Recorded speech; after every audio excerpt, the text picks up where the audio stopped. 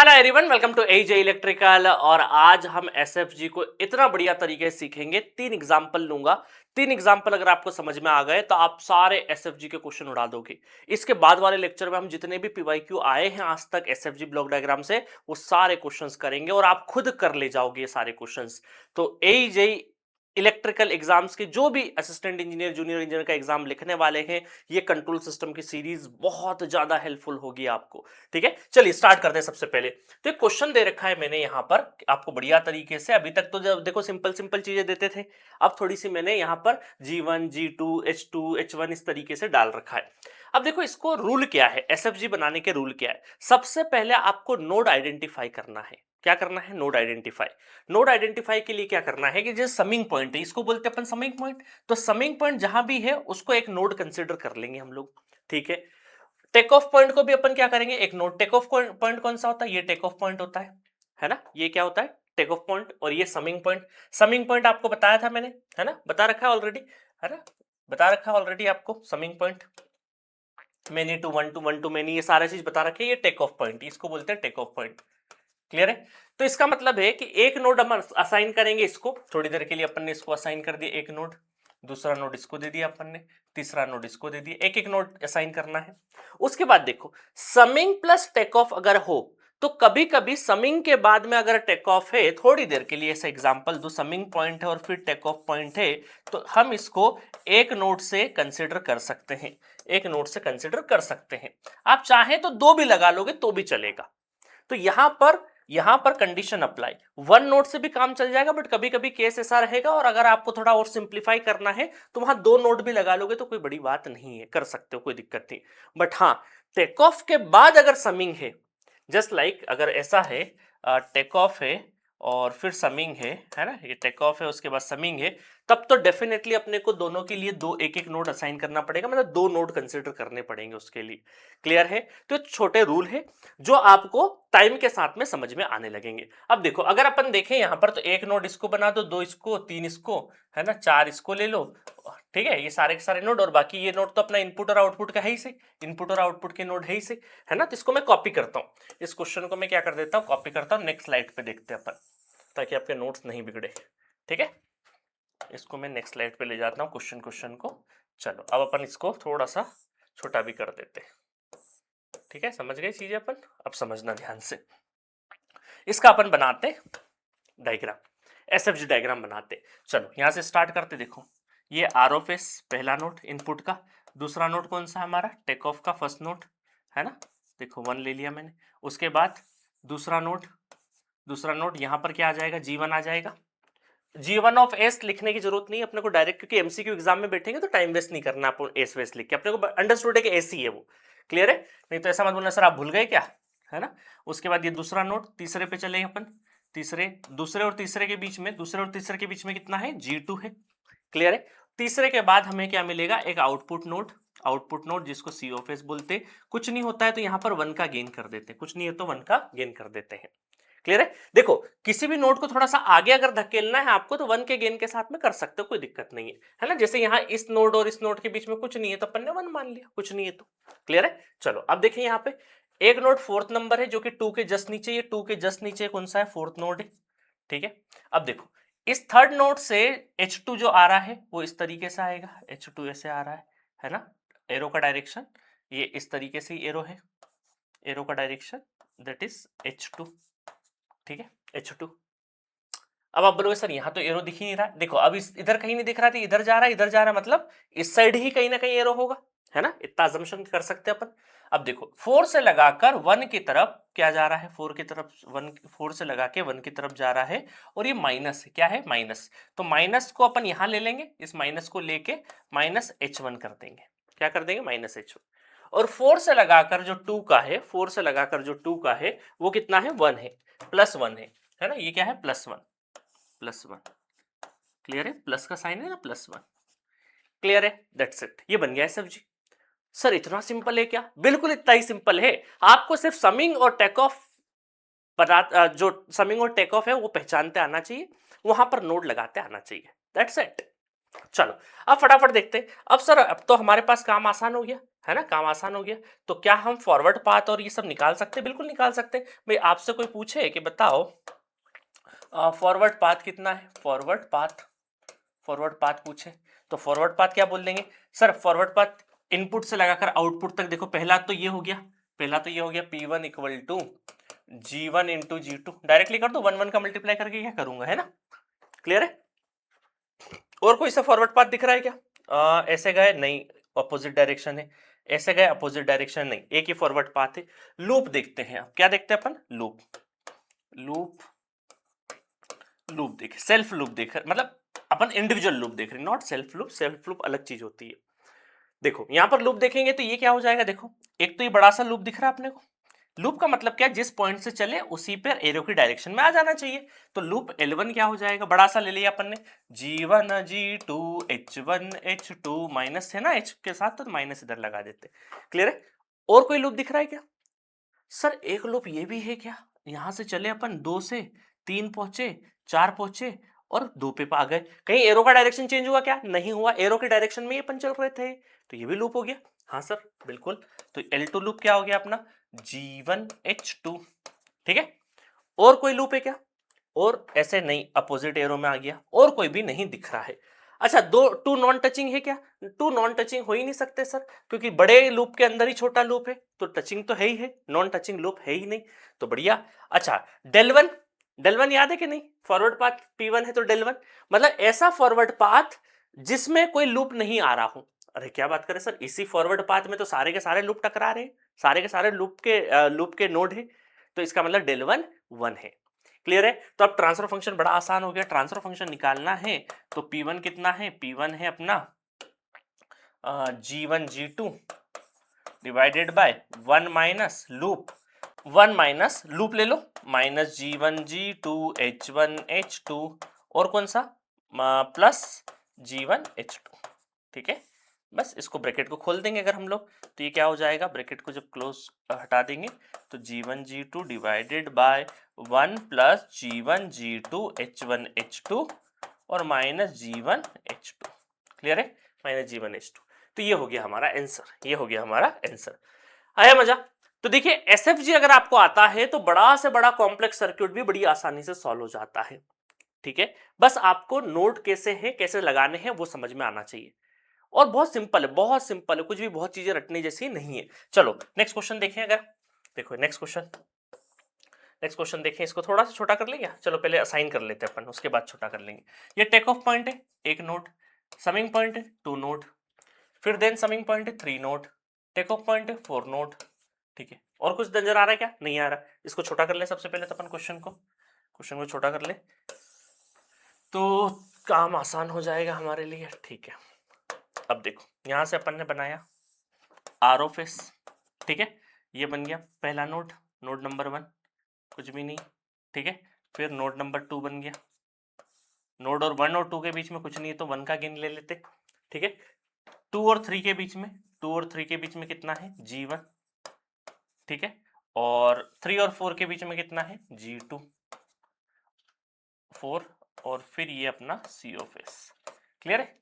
और 2 से देखो 4 से लगाकर 2 तक, 4 से लगाकर 2 तक, 4 से लगाकर 2 तक, ये माइनस H क्यों लिया माइनस, क्योंकि माइनस नेगेटिव फीडबैक है, इस वजह से माइनस लिया। अब देखो यहां से 1 से उठा के अपन कहां पे जाएंगे, 3 पे, 1 से उठा के 3 पे एंड कर देंगे, और ये प्लस का, क्योंकि प्लस का साइन है तो G3 हो जाएगा, G3 हो जाएगा। क्लियर है? अब देखो सारी चीजें क्लियर है। अब देख लो यहां पर अपन क्या करेंगे, forward path again, forward path देखेंगे। अब समझो फॉरवर्ड पाथ क्या है, आपको P1 इनपुट से आउटपुट तक पहुंचना है, इनपुट से आउटपुट पहुंचना है, तो क्या करेंगे 1 1 G1 G2, सीधा सीधा पहुंच जाओ, एक तो G1 G2 हो गया, G1 और G2 हो गया। फॉरवर्ड पाथ नंबर 2 देख लेते हैं। देखो यहां से उठे, यहां से फर्स्ट तक गए, फर्स्ट से इस रास्ते पे आ गए, इस रास्ते पे आ गए, है ना? मैं थोड़ा सा करके दिखा देता हूँ। ऐसे गए, इस रास्ते पे आ गए, इस रास्ते पे आके ऐसे चले गए। इसको हटा भी दे रहा हूँ, है ना, ताकि गड़बड़ नहीं हो आपकी। तो ये हो गया अपना G3 और G2, G3 और G2। और कोई फॉरवर्ड पाथ दिख रहा है क्या? अब चलो आगे बढ़े, इधर तो अपोजिट हो जाएगा, इधर और कोई भी फॉरवर्ड पाथ नहीं बन सकता क्योंकि ऊपर से चले गया एक सीधा चले गया। क्लियर है? अब लूप देखते हैं अपन। लूप देखें तो लूप क्या बनेगा समझना ध्यान से। एक लूप तो ये वाला G1 G2 और H है ना, इस 2 से गए और वापस 2 पे लौट आए, तो इसका मतलब लूप 1 देखें अगर अपन G1 G2 और H माइनस का। क्लियर है? उसके बाद और कोई लूप देखे क्या? इस साइड कुछ लूप हो रहा है क्या? नहीं हो रहा है। इस साइड भी लूप नहीं बन रहा है। और कोई लूप? ऐसे गए ऐसे आके वापस अपोजिट आ गया, नहीं मैच हो रहा है, तो लूप एक ही बन रहा है। नॉन टचिंग की तो सवाल ही नहीं उठता। चलिए अब ट्रांसफर फंक्शन लिख लेते हैं अपन, तो यहां पर आ जाएगा P1। अच्छा P1 पाथ में देखो, P1 पाथ में कोई लूप ऐसा जो इसको टच नहीं कर रहा है क्या? डेल 1 निकालने की कोशिश कर रहे हैं अपन, कोई भी नहीं है सर, तो 1 हो गया है ना। तो यहां पर अपन डायरेक्टली P1 G1 G2 लिख दे प्लस P2 पाथ ये है मान लो, तो इससे भी कोई ऐसा है क्या लूप नॉन टचिंग वाला? नहीं है, नहीं तो उसका डेल 2 लिखता अपन 1 माइनस समथिंग करके, तो वो नहीं है, तो 1 कर दिया अपन ने। ठीक है, डिवाइडेड बाय 1 माइनस और minus G1 G2 H। Clear है? तो बस माइनस माइनस प्लस कर देना, पूरा कहाँ ही लिखवाओगे मुझसे, चलो लिख ही लेते। G1 G2 G3 G2 1 plus G1 G2 H। ठीक है, तो ये हो गया अपना ट्रांसफर फंक्शन। आसान है कि नहीं? बहुत आसान है, बहुत आसान है। अगर इतना बड़ा डायग्राम दे दे और बोल दे ट्रांसफर फंक्शन निकालो ब्लॉक डायग्राम रिडक्शन से, तो हमें पसीना आ जाएगा सोचने में, बट एसएफजी से क्या है, बहुत आसान हो गया, बहुत आसान। क्लियर है? चलो ये देखो, ये प्रॉब्लम बहुत बढ़िया है। अब यहां पर समिंग पॉइंट देख लिया, summing point 1, take off point 2, summing point 3 है ना, फिर टेक ऑफ पॉइंट 4। ठीक है, हो गया। तो चलो इसको छोटा कर दे थोड़ा सा अपन। चलो यहां से अपना देखना आर ऑफ एस, ये फर्स्ट नोट 1 का गेन, 1 से 2 1, ठीक है, 2 से 3 1 है ना। कॉम्प्लेक्सिटी रिड्यूस करने के लिए एक एक ले लिया अपन ने, खत्म बात। ठीक है, उसके बाद अपन ने सी ऑफ एस। अब समझो यहां पर फोर्थ नोट 2 के नीचे फोर्थ नोट आ जाएगा, फोर्थ, तो यहां से यहां तक जब आ रहे हैं तो 1/s का एरो इस तरीके से है। ठीक है, एक एरो ये इस तरीके से आपका ए इधर जा रहा है और बी का एरो इस तरीके से कहां पे, यहां पे, तो ये आपका आ रहा है -b है ना, क्योंकि माइनस वाला लेना पड़ेगा, माइनस नेगेटिव फीडबैक का। ठीक है, चलो बढ़िया हो गया कि नहीं? और कोई दिक्कत परेशानी नहीं? तो अब फॉरवर्ड पाथ देख लेते हैं।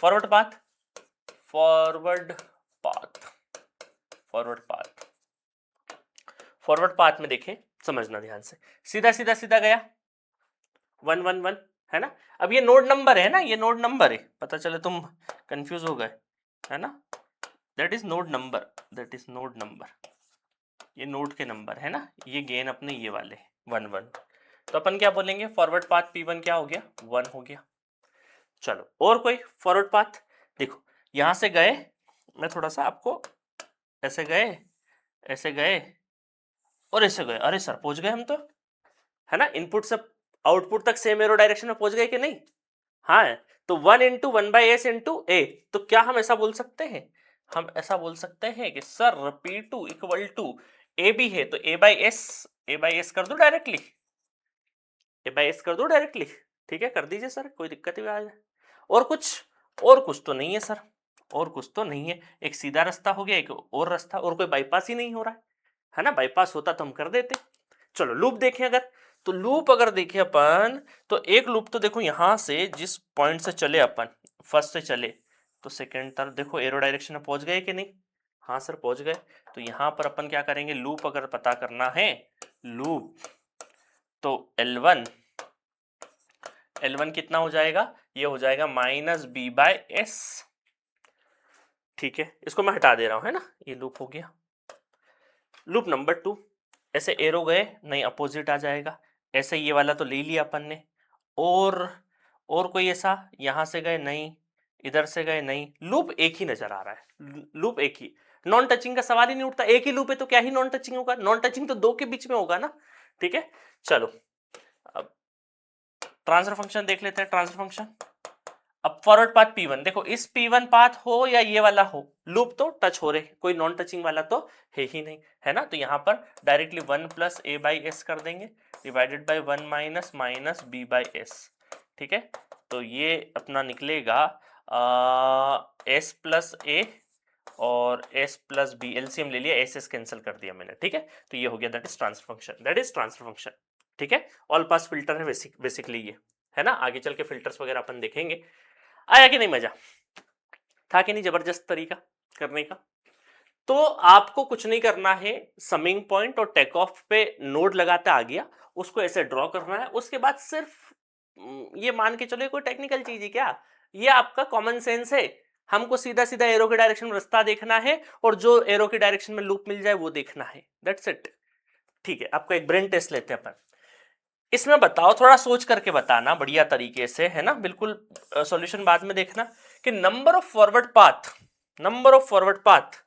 और नंबर ऑफ लूप कितने हैं इसमें, क्लियर है। चलो नंबर ऑफ फॉरवर्ड पाथ में बताता हूं, चलो एक एक करके, बाकी आप वीडियो को पॉज करके सॉल्यूशन खुद करोगे। ये कर लिया दैट मींस कि आप एसएफजी समझ गए, है ना। चलो वन बाय वन करते हैं। तो देखो पहला तो अपना ये हो गया, ये एक रास्ता, है ना, दूसरा रास्ता,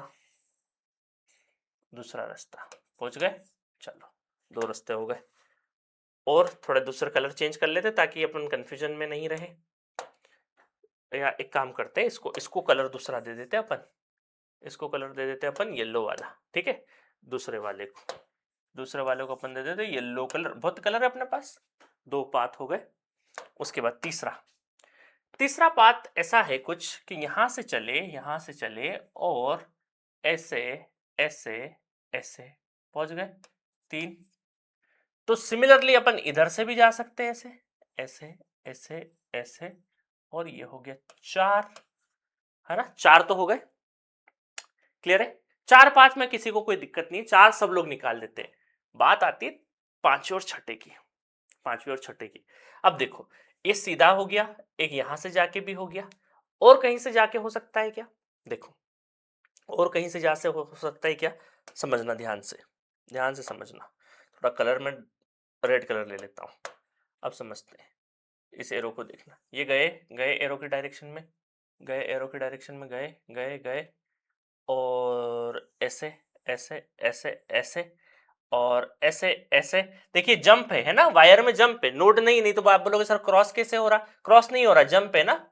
और ये इस तरीके से, क्लियर है। ये हो गया 5वां। तो सिमिलरली जब इधर से जाएंगे ऐसा ही फॉलो अपन इधर से करेंगे, ये होते हुए और फिर यहां पे, तो छठा आ जाएगा कि नहीं। तो इस तरीके से आपके फॉरवर्ड पाथ कितने, 6 है, क्लियर है। अब मैं और ज्यादा कॉम्प्लेक्स नहीं कर रहा हूं, समझ गए। अब मैं इन सबको हटा देता हूं। चलो छठा वाला अगर नहीं दिख रहा है तो एक कलर और ले लेता हूं मैं, पिंक कलर, है ना, देखो पिंक कलर ये ले लेते हैं। ये गए, है ना, ये जंप कर रहा है भाया, ये 6, ठीक है। अब मैं इन सबको एक साथ हटा देता हूं, स्मार्ट बोर्ड का यही तो फायदा है, ठीक है,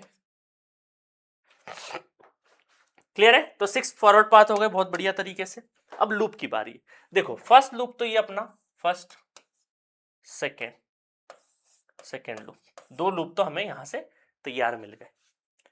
और कोई लूप, देखिए एक लूप और नजर आ रहा होगा आपको, ध्यान से देखेंगे, समझना। यहां से तो यहां से अपन ऐसे गए नहीं, यहां से इस तरीके से ये पहुंचे, देखना ये पहुंचे ऐसे ऐसे ऐसे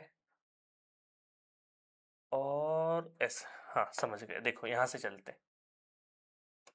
इस नोड से चलते हैं ना लूप में, गए गए गए गए और यहां पे पहुंच गए, क्लियर है। मतलब लूप का मतलब क्या है, जहां से चले वहां को वापस लौट आए, सुबह का भूला शाम को घर लौट आए, उसको लूप कहते हैं, समझ आया। तो इस नोड से अपन चले थे उसी नोड पे वापस, देखो यहाँ क्रॉस नहीं हो रहा, जंप है, वायर में जंप है।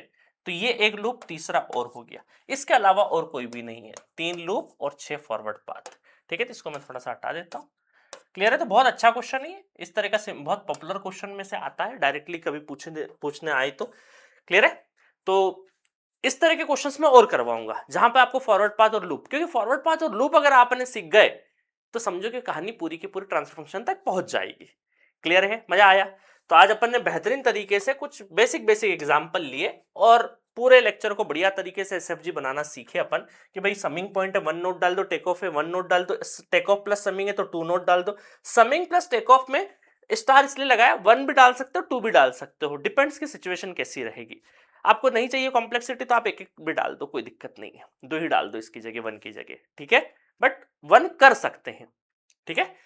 चलो, तो बढ़िया तरीके से अपन ने पूरे एसएफजी के देखे और अपन नेक्स्ट लेक्चर में बढ़िया तरीके से जो पीवाईक्यू पूछे गए ना जेई लेवल में या एई लेवल में, वो सारे पीवाईक्यू अपन करेंगे, ठीक है। Okay, thank you so much.